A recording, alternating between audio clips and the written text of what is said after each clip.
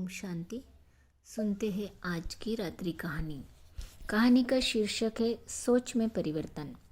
Train में दो बच्चे यहाँ वहाँ दौड़ रहे थे। कभी आपस में झगड़ जाते तो कभी किसी की सीट पर ऊपर से कूदते। पास ही बैठा पिता किन्हीं विचारों में खोया था। बीच बीच में जब बच्चे उसकी ओर देखते तो वह एक स्नेहिल मुस्कान बच्चों पर डालता और फिर बच्चे उसी प्रकार अपनी शरारतों में व्यस्त हो जाते और पिता फिर उन्हें निहारने लगता।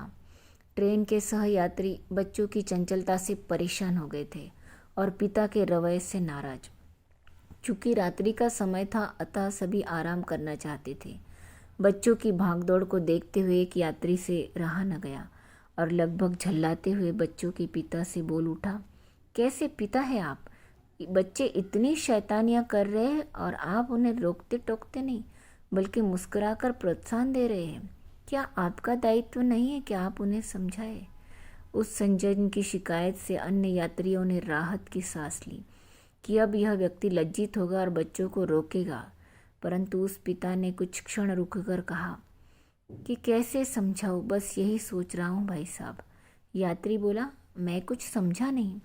व्यक्ति बोला, मेरी पत्नी अपने मायके चली गई थी। वहाँ एक दुर्घटना में के चलते कल उसकी मौत हो गई। मैं बच्चों को उसके अंतिम दर्शनों के लिए ले जा रहा हूँ और इसी उलझन में हूँ कि कैसे समझाऊँ इन्हें कि ये अब अपनी माँ को कभी देख नहीं पाएंगे। उसकी यह बात सुनकर जैसे सभी लोगों को सांप सूंघ गया। बोलना तो दूर, सोचने तक का सामर्थ्य जाता रहा सभी का। बच्चे यथावत शैतानियाँ कर रहे थे। अभी भी वे कंपार्टमेंट में दौड़ लगा रहे थे। वह व्यक्ति फिर मौन हो गया।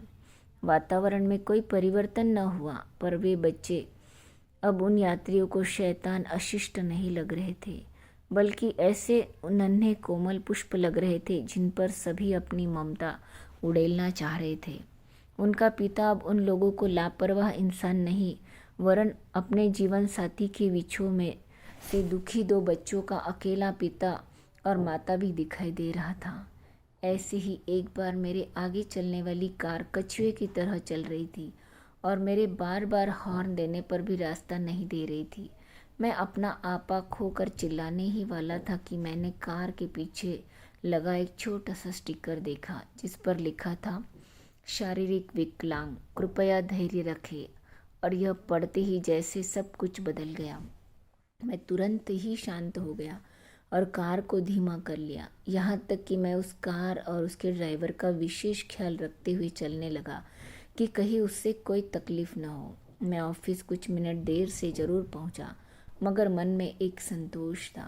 कहने को तो यह एक कहानी है, सत्य या असत्य, पर एक मूल बात यह एक अनुभूति, एहसास, सोच से व्यवहार में बदलाव आता है। क्षण भर में ही जिंदगी जीने का, किसी के प्रति सोच का दृष्टिकोण बदल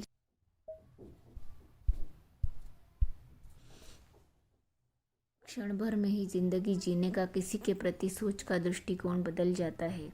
हम सभी इसलिए उलझनों में हैं क्योंकि हमने अपनी धारणाओं रूपी उलझनों का संसार अपने इर्द गिर्द स्वयं रच लिया है। मैं यह नहीं कहता कि किसी को परेशानी या तकलीफ नहीं है, पर क्या निराशा या नकारात्मक विचारों से हम उस परिस्थिति को बदल सकते हैं? अच्छा, ओम शांति।